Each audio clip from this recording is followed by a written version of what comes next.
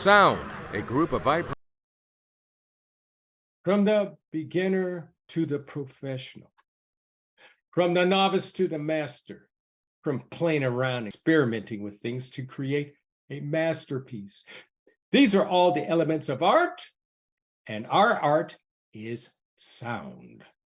Hi, I'm LV Smith, host of that show called Sounds Within. You know, we were going in our 12th year here. I mean, no, actually, we're going in our 13th year. We've been around. But I can't think of a better way to move into this new year with, I know it's been a month, but hey, still new because we're trying to move on. I'm going to cut that up. To bring in my favorite artist of the new times, Mr. Jawara Adams. Man, I mean, you just lit my fire, man, with all you were playing and sharing. It's so good to have you back. Let's give a big hand again for Jawara Adams, man. This is a big hand. Yeah. Welcome back, brother. Thank you. Now, Jawara, you have an extensive history. As I was saying, being introduced to jazz, which is a very complex music originated in the Western Hemisphere. I mean, there are the music, there could be some that could be more complex that just hasn't been discovered, but the most recognized music that came from the Western Hemisphere, I know not pop-wise, but in complexity, is jazz. Here you are. And you were about to share your mentors of jazz. So let's talk about who are some of your mentors? Well, my mentors, first of all, well, my dad being the first trumpet player I've heard, going to his shows. And as I took his jazz records as he goes to work, and thank God for my stepmom, she made sure I had like 3 or 4 records to sneak home to my home. I ended up liking Lee Morgan. Well, I ended up falling in love with Lee Morgan and Miles Davis. He's like my Louis Armstrong, but they were my mentors as far as learning the trumpet. And who taught me and gave me lessons was Melvin Jarvis. He's a trumpet player from Tunapuna, Trinidad, and he was classically trained, and he was a great jazz player here in the Bahamas. And he used to give me lessons on Sunday, and that was my mentor, checking up on me, making sure I did the stuff he gave me, and also to tell me to listen to the records. And like I said, I love Lee Morgan, and to my surprise, I end up meeting Lee Morgan's nephew through Facebook, and uh, that was like meeting him himself. And then I used to show him, my playing and the stuff like that, and he loved it, and he introduced me to the family. And somehow I end up being one of the people they thank for Lee Morgan's uh, last set. My name is in there. You know, I can't tell you how I did it, but like I said, he was a idol of mine, and I was given a photo from the nephew, and I shared, a photo with the people that did it, and it was approved by the nephew. So like I thank God for Facebook. I get to meet people. I thought I would never get to meet. I got to meet Wallace Rooney through Facebook also. He thanked me for sharing some pictures because I was in many jazz photo groups. That's how I get to meet so much great people. And that was a motivation for me because I'm living in the Bahamas. There's no um, you know, really jazz clubs like how they have around, or to go out and say I could sit in here and listen to the greats or anything. It's an island. We have a lot of great musicians here. We do the best we can, and stuff like that. But for me, I always wanted to go when my daddy went, but I never got the opportunity. But the opportunity came to me for meeting these people, and that was the world to me because it encouraged me to keep practicing. And like Wallace Roney told me, he said, "Hey, keep that horn to your lips. It's gonna take care of you more than anything can." And I remember that's what he told me. And I shared many pictures with him, and created a friendship. Ultimately, sadly, he passed away through the pandemic. But I still have my messages shared, and I was looking forward to it, So, and then, like I say, Lee Morgan nephew, he supports me in what I do here, and that keep me going because I have friends now, around the world. So that motivated me. So I got mentors around, not even in music, but people who was around the music, and say, well, Jawara, keep doing what you're doing. Speak My of yeah. speak of a non musician who motivated you. There's word that met Muhammad Ali. Yes. My dad, Muhammad Ali was over here to do a fight. I think it was his last fight with Trevor Burbitt. And my dad took me out of school 1 o'clock.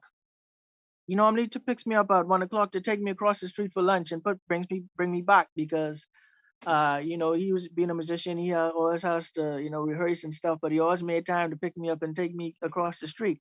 So this time he took me over Paradise Island where he performs in the show, but they used the performance stage for the fight.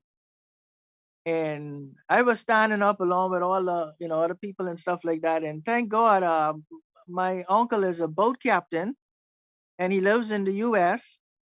And he sends the Ebony magazines and the Jet magazines when I was a little boy and I could read. And I used to go in the back of the Ebony magazines to see who the greats were in black and white. And I saw Muhammad Ali and I read it. I knew his name. I knew how he looked. So when he came to the backstage and he was coming and walking, and I was the only kid there standing up. And I remember he bent down to me and he said, "You know who I am?" And in my Bahamian dialect, I said, "Yeah, I know who you is." They said, "You Muhammad Ali." So I remember everyone laughing, and he talked to my dad, and he picked me up and took me onto the stage. Wow, that is great. We're going to have a necessary little break here, but we're going to get right back to you because you have a wealth. You have a wealth of experiences to share. So hang on, folks. Don't go away. We'll be right back.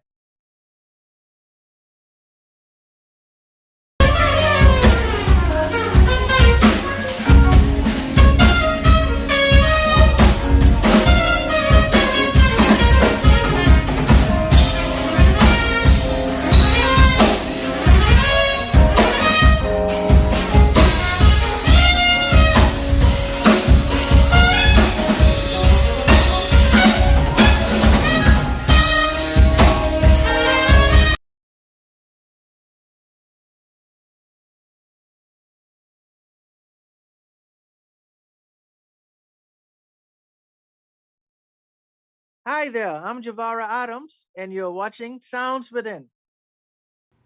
Hey everybody, we are I am Pag, Chris Poland, Gene McEwen, and you are watching the Arroyo channel.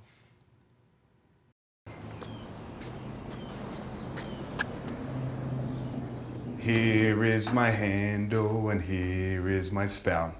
When I get all steamed up, then I shout, Tip me over and pour me out. Oh.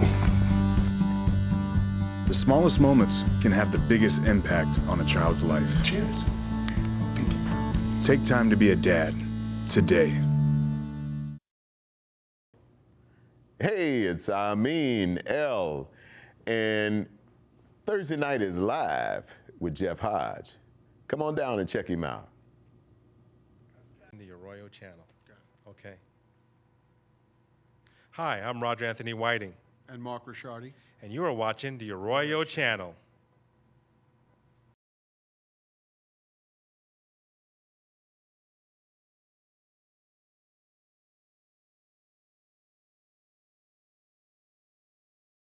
Wow. Great music, great stories, great inspiration, man. Oh, this is wonderful. I could do shows like that. Oh God, I could take time away and do one every day with this man here. So much to share. Jawara Adams here with Muhammad Ali, man. That is an experience that very few get to talk about. Well, Jawara, we're going to talk about you as a mentor. Who do you serve as a mentor to, or have served? I always have, when I perform and stuff like that, I always have friends and kids that be like, I heard you practicing the other day, you play the trumpet. I say, yeah, because my whole neighborhood, if I don't practice today or tomorrow, my neighbors would be like, neighbor, we didn't hear you yesterday, and I used to have the guys, because I live next door to a bar, and they say, and then when I go there, or doing whatever, they be like, I mean, he had a horn. What happened? We ain't had a horn. So I have influence around here, and the young kids that plays instrument, I get to know who they are because they come to my house. And you play the trumpet. I say, yeah. You wanna you play? Say, yeah. I'm in school and I want to learn and to play the trumpet like you. So I say, well, look, let your parents know, or I can come by you or whatever. And the parents were always nice, and I sometimes have 2 and 3 students, and I teach them how to listen. So I'll put on an album probably from Freddie Hubbard or something like First Light or something like that. It's a CDI recording from Freddie Hubbard that's beautiful. And I tell them, listen and close your eyes and listen to where the music take you. You know what I mean? Listen to it, understand it, and I let them listen first, and they'd be like, okay, I can't play the trumpet like that. I say, yeah, you can play the trumpet like that because it's a language. So I say, well, you have to learn your scale. So I end up teaching them, like, they have music teachers in school, right? But the way they teach, what I'll do to a student is show them the blues scale, and show them the blues scale, and show them how to improvise with just one blues, and show them the feeling and stuff like that. Or I'll play a track, a blues track, and show them that one scale and how to play. So, and I teach them, the stuff like what they'll need to get into improvising and stuff like that. Other than you know, on some days I'll show them the techniques and stuff like that. But I they come around me from in the neighborhood, and if I see a trumpet player out there, or if I'm in the neighborhood and I hear a trumpet player, I'll always find the house and be like, okay, let me show you what to do, And people know me, so they'll be like, hey, Jawara, what's up? I say, well, like, I'll teach him. And I have a guitar player now. I'm helping out. He doesn't read, but he knows his chords and stuff like that. So what I try to do as a mentor and people that learn, I find out what their natural gift is or talent, and I try to show them that, hey, I'm not here to teach you, but I'm helping you capitalize around your natural ability. Like a trumpet player might have a technique, but he might could play a high C. So I'll show them, okay, you need, lip flexibilities or exercise what could help you build around your natural, you know, notes. But that's what I try to do. Just give them a little nudge, and then let them go for themselves, but not to overwhelm them, like how some teachers do. I try to make it fun, and that's and stuff like that. So I try to find ways to make it fun. And they end up playing and end up going out there doing great things and stuff like that. And our friends play saxophone, we get together and I say, well, we go learn a tune. So I'll take a tune and break it down with them and show them what to do, what scale to use. Because in the Bahamas, you know, they're I never went to music school. I always wanted to, but my dad was a music teacher. So I used to help him mark his papers, when he did theory exams for the class and stuff. I used to help him mark his papers because I knew all the answers. So I learned a few things because being a teacher, you have to be like it's a psychological thing too. You have to understand your student, and all are not the same. Oh And the man. way, so I try my best to make it pleasing and make it fun, you know, and yeah. But I mentor a lot of people, and sometimes I don't even know I mentor anybody, but I love their help. And I love their help, and I give them music, and some of them never listen to the jazz or anything like that. So I give them, I do copies and let them listen. I say, just, listen, just keep listening. And they come and then they'll ask me, what was that he did? What was that? What's that note? and then I grab them like that. Yes, you do. And you touched on something which is pretty much a problem in our country, United States of America.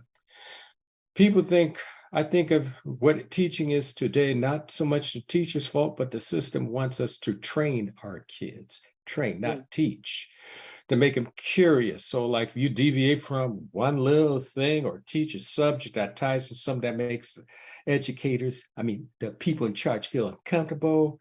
And so, no, they take away the teacher's ability to reach the students who may not be quickest to learn to read right away, but they do learn to read. So it touches on everything you said. We're going to take another little break because I got to hear what this man has to say about collaboration. So you hold on, folks. We'll be right back.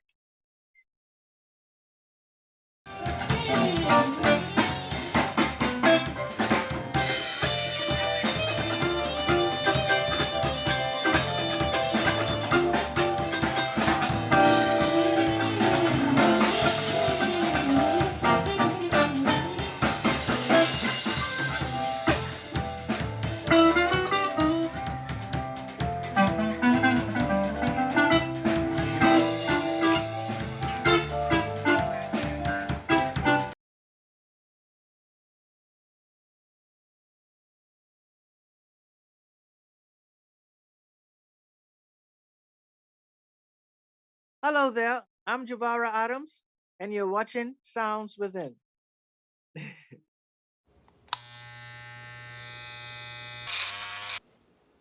You've messed up your son's haircut. Mom? Do you A, try to fix it, Like it never happened. B, work with what you got, or C, show solidarity? Thank you, baby. As a parent, there are no perfect answers. But you don't have to be perfect to be a perfect parent. Thousands of teens in foster care will love you just the same. Hello, my friends. You're watching Behind the Curtains, and my name is Michelle Leclerc.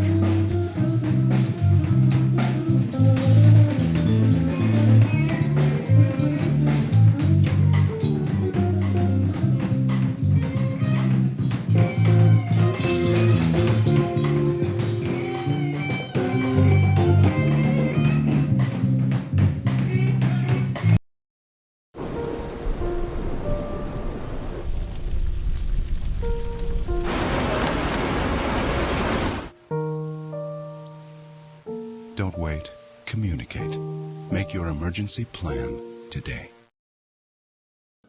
Hello, we're the group Alice, and you're watching the Arroyo channel. Stay tuned.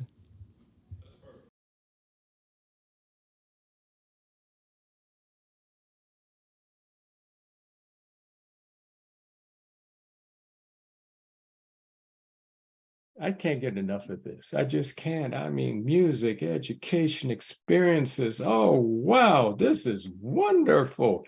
Man, I can't imagine what you'd be like with a band with you or something like that. We're gonna, down the road, Yes. you'll hear your stories are enough, man. We're going to talk now about a subject called future projects. What are some of the things you're working on towards your next episode in the music, the entertainment industry? Well, what I want to do is do my own CD. Well, I wrote some songs, and I have a great friend that plays tenor sax, and we're gonna do some jazz and stuff like that because as I grow now, I have so much inside of me, and I need to get them out into music. So I'm ready to do it, and I think I paid my dues growing up, but I was never no rush, but now I feel like I'm ready to do that, So to know what's inside my head, and spread the beauty to others, because once I love it, they're gonna love it too. So I would like to do my own album. I'd like to do that. Yeah. So you like to do your own album, huh? Yes, and collaborate with my favorite friends that play, and yeah, I have a good buddy of mine, and well, one plays alto and one plays tenor. So I'd like to, do something with them. What are their names? Andrew Richardson and Galvin Clark. They are two great friends of mine. And, you know, well, well, my friend, him and Andrew, his father and my dad were friends, and they played the cabaret together, and they played together. So when I used to be sitting on the stage, he used to be sitting on the side of me on some nights too. And my friend Garvin Clark, my trumpet mentor, from the Bahamas, Melvin Jarvis, he connected me with Garvin, and he wanted to get into improvising. So I say, look, in the Bahamas, yeah, I order stuff. So I ordered a few Jamie Arbasol because I used to learn the standards and then go with the band and play them. But I used to use the Arbasol like to help me with my ideas, because it's not like you don't have much musicians that get together and you could go in the garage and just play together. It's either they're gigging or moving around. So the Arbasol, whatever, was help us help you work on ideas. So me and my friend, we did it like for 3-4 years straight. We used to work on tunes and stuff until 4 in the morning, 4 or 5 in the morning. So me and him did something together, and we just want to capitalize on it and do a CD. And like I said, I wrote songs of my own too. So you're gonna be hearing from us pretty soon. Okay, great. Just so the audience get to know, to remember, you have so much to offer, but they need to get in contact with you. Yes. How can they get in contact with you? Well, my email is jwalkham, JWALKAM, all together at hotmail.com. And I live in Nassau, Bahamas. I'm on Facebook. I'm on YouTube. I'm gonna build a website. I had one before, but now you found me, so I have to do something. I have to let them send something, set up something where they could find me. But I live in Nassau, Bahamas. So What if is you're ever in the Bahamas, look me up. I will. Now, what is your title to log in on Facebook? Jawara Adams. That's Jawara, Jawara Adams. Yes. Okay. Well, hey, that's all right. You got Facebook or email. Those motivated. They will find you. Trust me, they will find you. I'd love to come to see California one day and see those jazz clubs and see those great musicians. Well, sadly, in California, I mean, we have some jazz outlooks, but where you really gonna hit big is in New York, the East Coast. They're more established in jazz there than we are, but we're grown. We are grown. Now, it's really funny how we met, because we met somebody, we're gonna give him aforementioned, Mr. Greg T. Our man Greg Randolph, is it? Yeah, that's who introduced me to you. So see, that's how Facebook works. So we're gonna try to work some out to get him coming in with you. So Okay, I love that. I love that.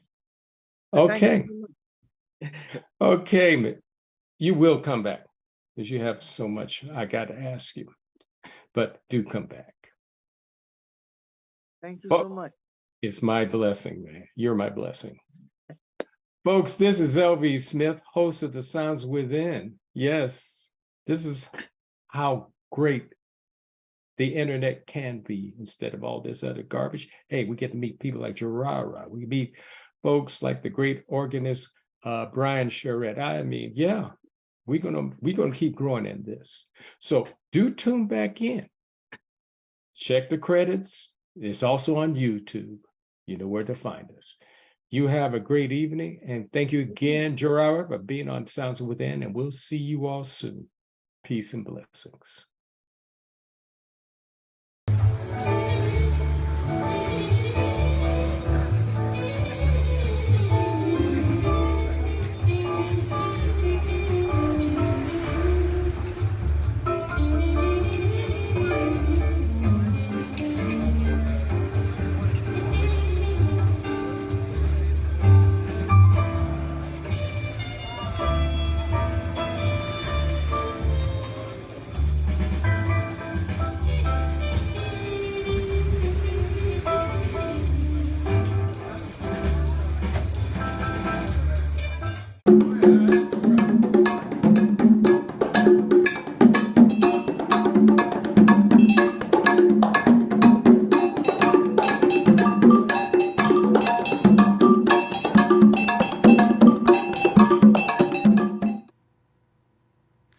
I'm Roger Anthony Whiting.